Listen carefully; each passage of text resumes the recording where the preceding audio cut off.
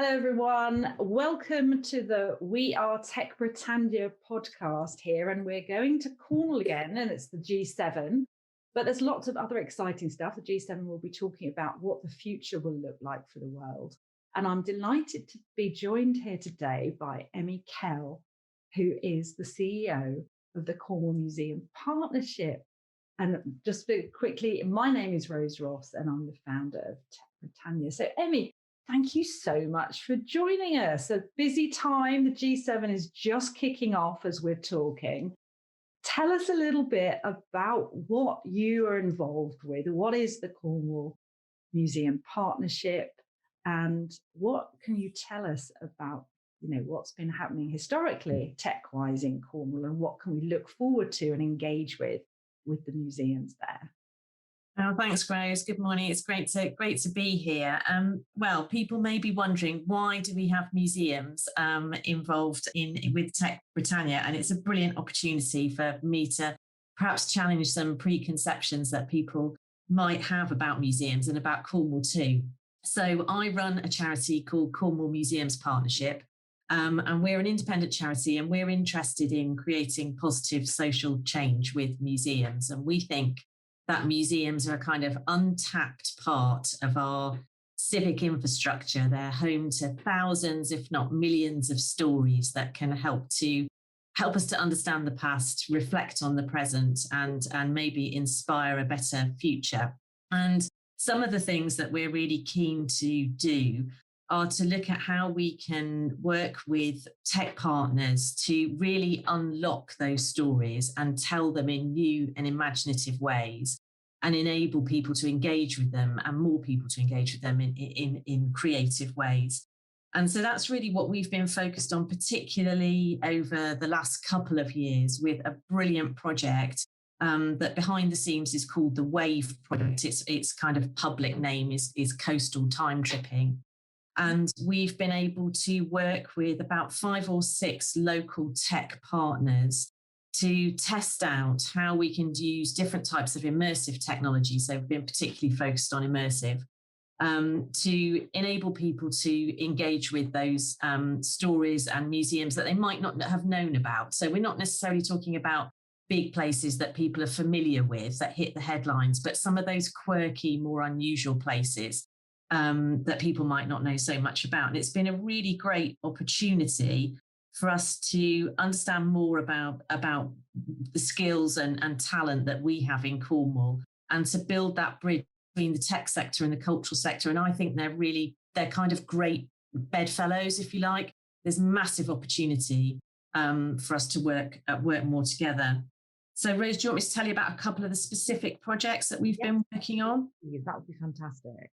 So as part of that WAVE project, there's 2 that I really want to flag up to you. So one is a great museum called the Castle Museum in Bude, which is in North Cornwall. And some people who are familiar with Bude may know that it has a harbour. And if you're a mariner, or if you've got a kind of seafaring connections, you may also know that it's a very challenging harbour to navigate. And what we've been able to do with our partners at Falmouth University Games Academy is to build a virtual reality experience that enables people to take the helm of a historic ship, using an original ship's wheel. So that's a really nice thing about this project, is it combines authentic, real artifacts with the tech. And so you get an opportunity to sail or captain. I'm going to use all the wrong terms here. For your nautical listeners, they'll be their toes will be curling. But they will now be able to navigate that ship into the harbour and understand what the challenges are. And we actually had the last person, I think, who was able to sail that ship, who's now an elderly gentleman, come and experience that VR experience recently. And he said it was really, really accurate, and was super impressed that we were doing that. So that, again, kind of putting people, giving people that opportunity to really live heritage and experience what it was like. So that's in Bude. And then another one I want to tell you about is also using, well, there are two aspects actually that we've been working on. One with Falmouth University Games Academy again, which is a VR experience which recreates what is now not visible, a harbour that was at a place called St Agnes, which is now a very popular holiday destination, but people have no idea that it used to be a very industrial place. So we've created a VR experience in the museum there. And again, you sit on a piece of the old harbour wall, an original piece of the wall, to experience that.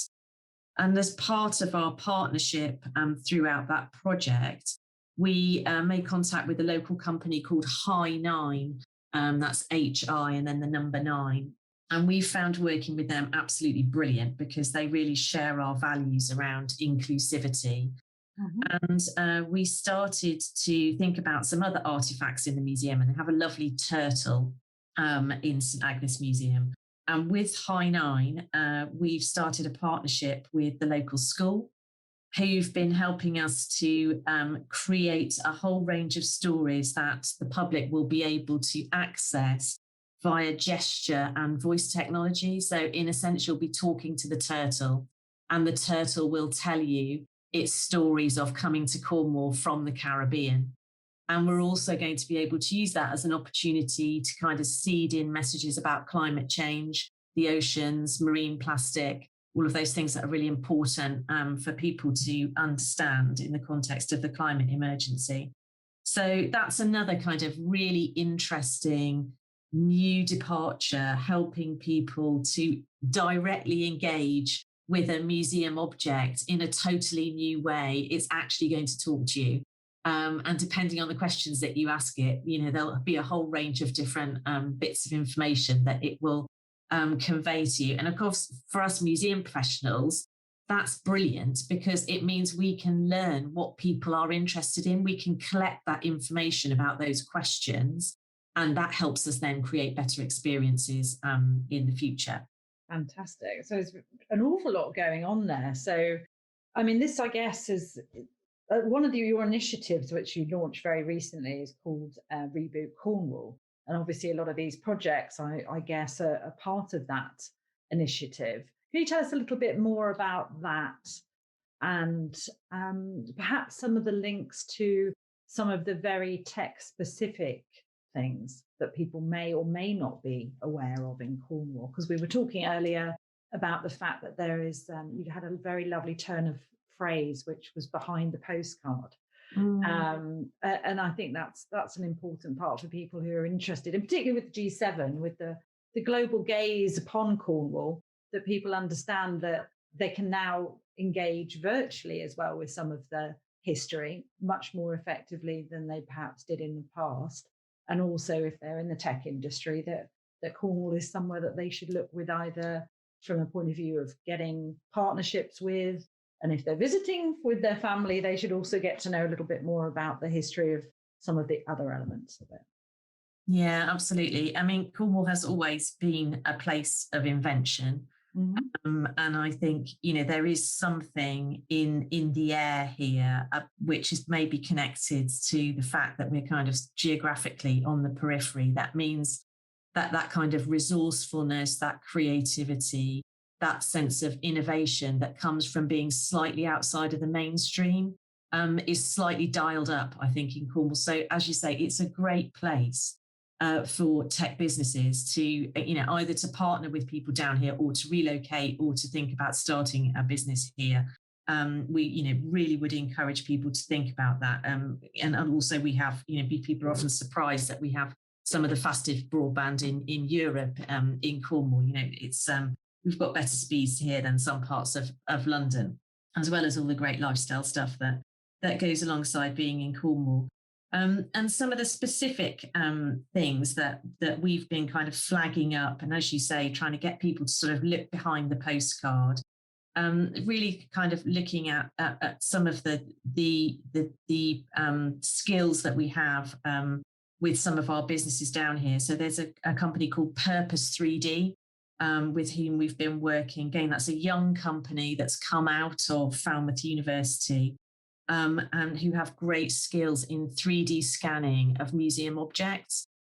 And they've produced some really beautiful scans, enabling people to explore objects that aren't normally accessible because they're too fragile or they're in store. So particularly things like costume, which is difficult to display because as the older it gets, the more fragile it gets.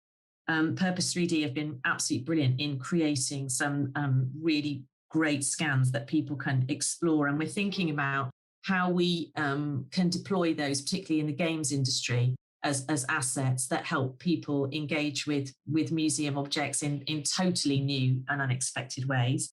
So that's one thing I'd like to flag up.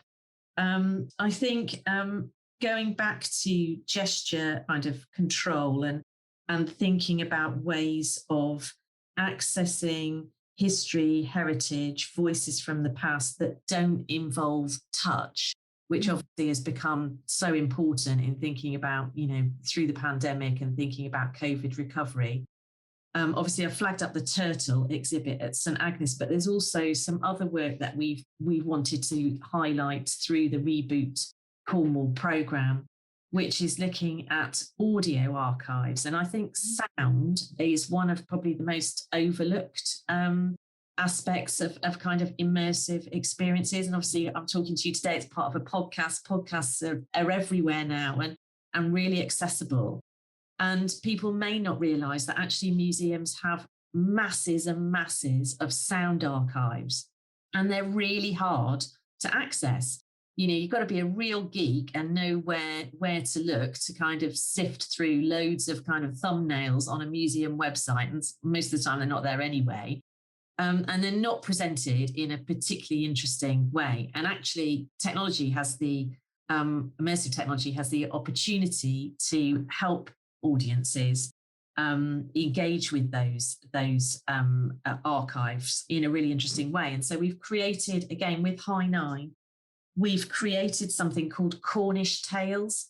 And what we've essentially done is built something which you can access via Alexa, via the smart speaker or via the app on your phone.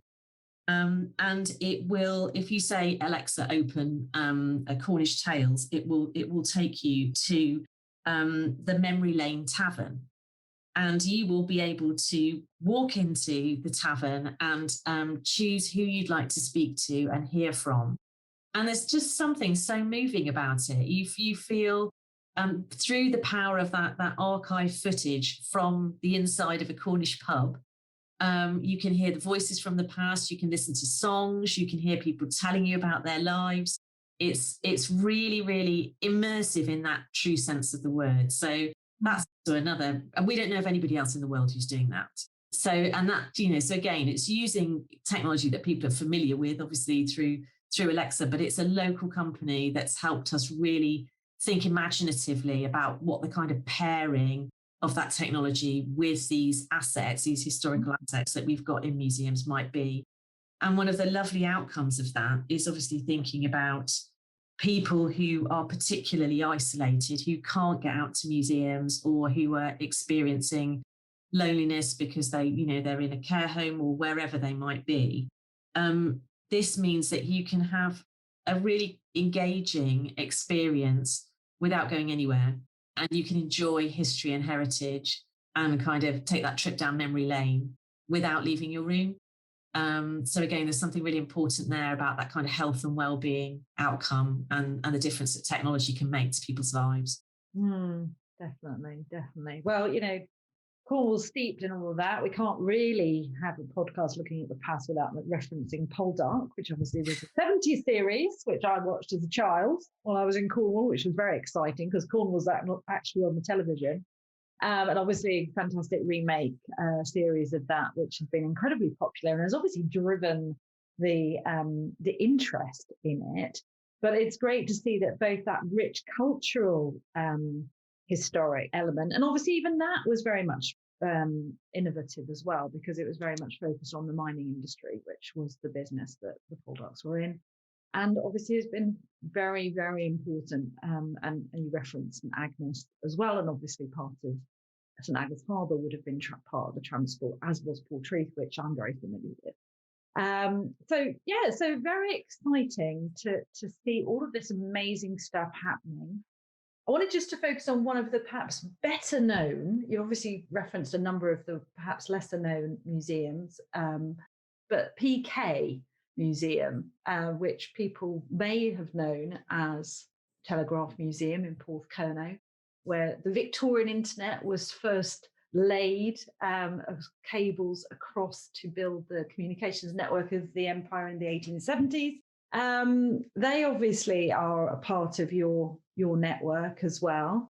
Is there anything that you can say about how they might have been involved, bearing in mind they have obviously a technology element, and I guess possibly had been using technology for those types of experiences a little bit more, because I know they'd kind of had their own reboot actually in the last couple of years too. Yeah, that's right. Well, I'd encourage all of the listeners, if they haven't been to PK Porthcurno, to take a visit, because it's just such an unusual and interesting place. A tiny remote village near Land's End, which is literally connected almost every part of the globe by these submarine cables that leave that beach. And then go under the sea and make land in all four corners of the globe. And my understanding is that lots of fibre optic cables that carry lots of our communications data now are laid over the top of those Victorian cables that you mentioned, Rose. So history and the present day absolutely intertwined on the seabed from Porthcurno. In terms of things that we've done with them, I mean, a great museum. And what's really interesting about the director there is that she's really keen to help people understand the role of Cable and Wireless, which was the company that was kind of based in Porthcurno, played in the whole community.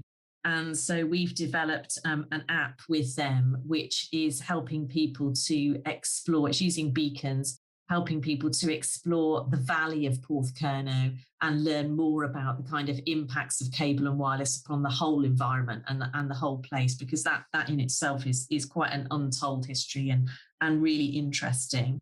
Another project that we did with them was using mixed reality. So we used HoloLens technology, again, working with Falmouth University Games Academy, to see whether there was an opportunity to create a museum version of an escape room experience using HoloLens and mixed reality. And we created something called the Augmented Telegrapher, which is a fabulous game that is social experience. So you do it with friends and you have to solve a range of different challenges that have been informed by engineers who were working in the college there. In the cable station in the 20th century. So kind of real life challenges, what do you do when the cable goes down?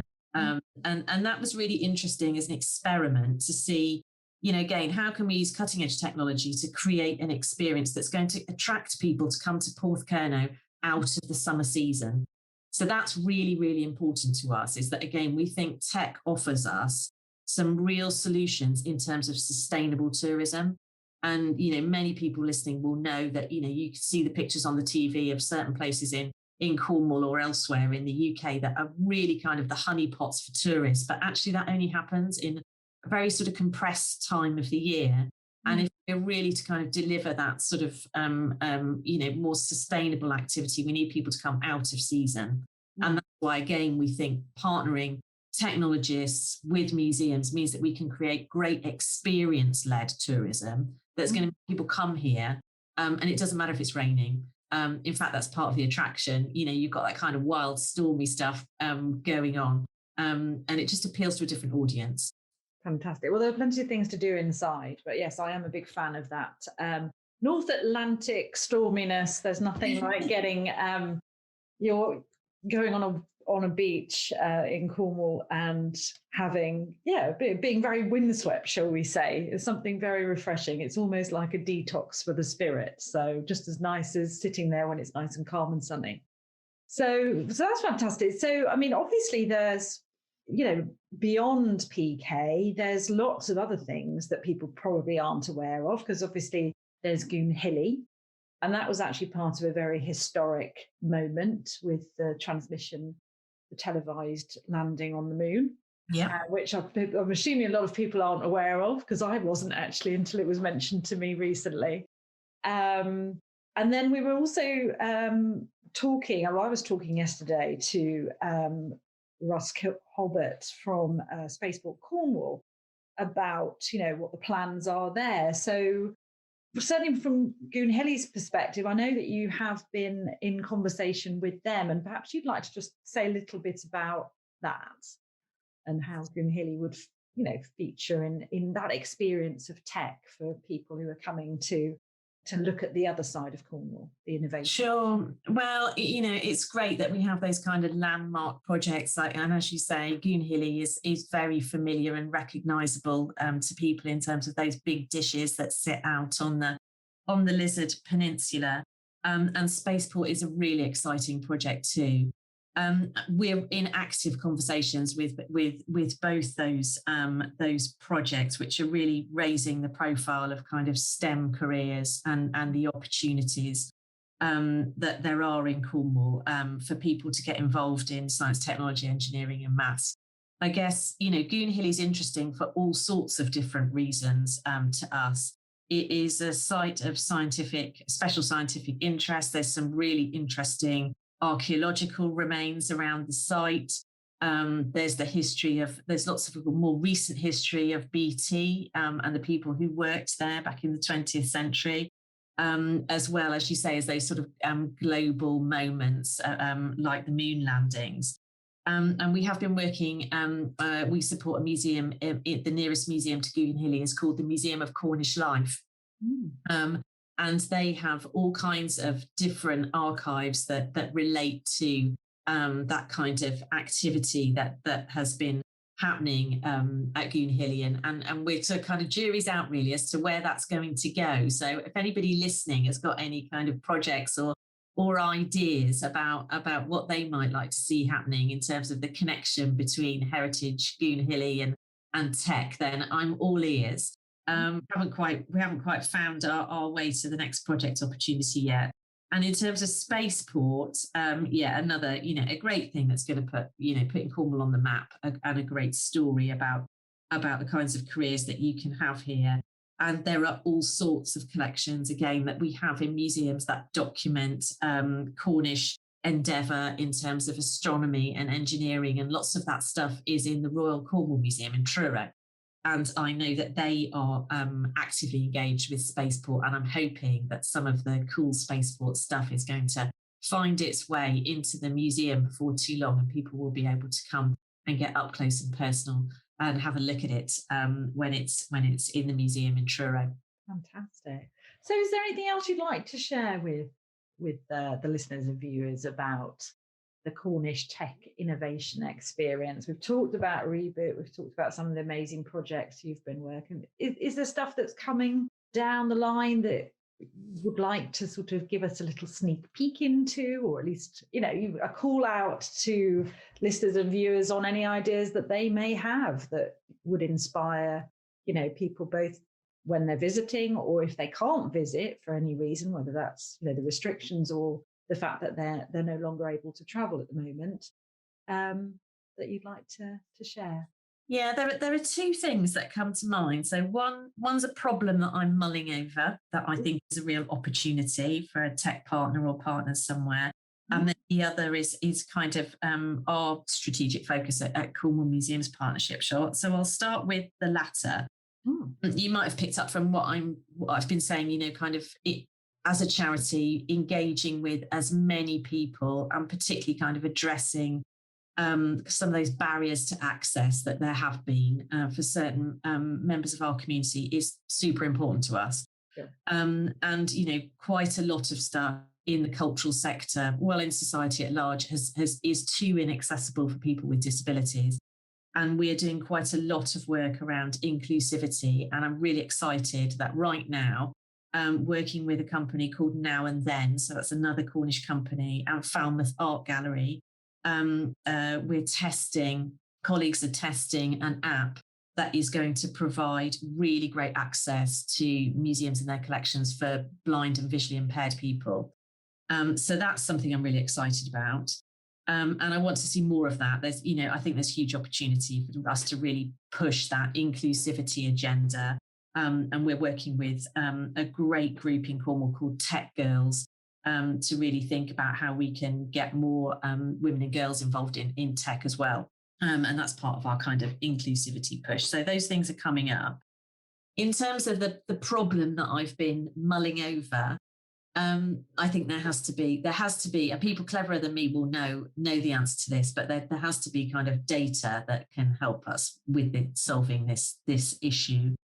But as I said earlier on in the conversation, I think possibly because of the way we access information now about what we want to do on holiday and kind of Google top best things to do, top 10 things to do in Cornwall, we've got more and more people being served fewer and fewer options. And what that means is more people get driven, or drive themselves rather, to fewer locations, which has a real impact on the environment and on communities, and actually doesn't end up with those people having a great experience. And we want them to have a great experience when they come on holiday in Cornwall. And I feel that, and I went on holiday in Cornwall last week, and I went to the Lizard, which is near Goonhilly that we were talking about earlier. And, I'm sure it was busier than normal, but actually it was really lovely because there was plenty of space for everybody and it didn't feel overcrowded and nobody was really there. And I know the area that I live in, just, 20 minutes down the road, was absolutely packed. And so I'm wondering what the tech solution or opportunity might be in terms of sustainable tourism to help people discover other places that aren't being kind of overrun, and to spread everybody out, to spread the loves, make sure everybody has a great time, and to avoid this thing where we've got people, the results that appear are the most popular ones on a search engine, and people get served up those same opportunities. So there's something about sustainable tourism, visitor flow and data that feels like that's a business opportunity for somebody there, I think. Feels like a heat map, doesn't it? Something that kind of says, if you want to go and sit in your car for maybe half an hour and entertain your kids, and then try and find a parking spot and or alternatively, you could go and do this. This is where it's cooler, but just from the point of view of less people. But these are really cool things that you could do there. I think it's data, knowledge, really, isn't it? Giving people the secret. The inside track. Because I'm sure I wouldn't, apart from the fact that I'm in tech and because I have a connection to Cornwall, I probably wouldn't have gone to PK necessarily. That was only because that was something of interest, and I've kind of kept an eye on that. And there's obviously where Marconi sent the first transatlantic message to the US. Well, obviously to the US. It wouldn't be transatlantic really otherwise. But there are so many places to go and experience that are not just where you think you need to go to Carbis Bay to get a nice lolly. So, fantastic. So, well, hopefully somebody will be able to come up with a fantastic idea. There's lots of incredible brains in Cornwall or elsewhere, but there may already be something that would help with that. But that sounds great. And so the last thing is obviously very topical at the moment, the G7 happening as we speak. What kind of things have been happening from a partnership perspective around the G7 that perhaps you could tell us about? So you can forget the tech for a moment. We'll go topical. Well, I'm just looking out the window and we're still treating the G7 leaders to some authentic Cornish mizzle. So I'm afraid they haven't had any sunshine yet, but let's hope they should be busy indoors, solving the world problem. So if they're out having an ice cream in Carbis Bay, and that's why the Secret Service is keeping everybody away, well, then I'm a little bit worried about the future for us all. But everybody needs a bit of break, a bit of creativity, that sort of by the water cooler, or as it would be, the ice cream van moment, perhaps. But I'm sure the sun will pop out and give them a taste of that for a little while as well. But Is there anything that you guys have been doing, any cultural stuff that's been happening or will be happening around the G7? Yeah, well, you can imagine it's been a really busy time, and we have been focusing on trying to get the messages out there about, as I say, the kind of the more informed view of Cornwall about what it's really like, and that kind of behind the postcard perspective. We've been working with some other cultural partners. So there's a great film that people might be interested, anyone who's got a kind of connection or interest to Cornwall, called Behind the Postcard, that was commissioned or produced rather by our friends at Screen Cornwall. And they're a great lot, because actually there's a sort of emerging cluster of screen businesses down here in Penzance, where I'm based, which is really interesting from that kind of creative tech side of things. So I'd encourage people to have a look at that if they're interested in Cornwall. And then following G7, we're doing some legacy projects. So I'm going to teach people a bit of Cornish now, if they don't know any. So our project is called Splanner, and that is Cornish for shine. And we have a programme of projects running right the way from the end of the G7 to the end of March next year, working with young people across Cornwall to help them produce their own reflections and ideas about, how we take forward those kind of key themes that will have been discussed by G7 leaders at the summit. So interested to see how that goes, and that kind of co-production, putting young people in the driving seat, giving them opportunities to create and show their content in museums is something that is really important to us too. Fantastic. Brilliant. Well, there's been so much gold, cultural and technology wise here. I can't thank you enough, Emmie. It's been absolutely insightful and very enjoyable to spend this time with you. And I very much hope the listeners and the viewers share that excitement about what's happening and what they could do if they come to Cornwall, if they want to find out more about what's going on in technology in Cornwall. So thank you.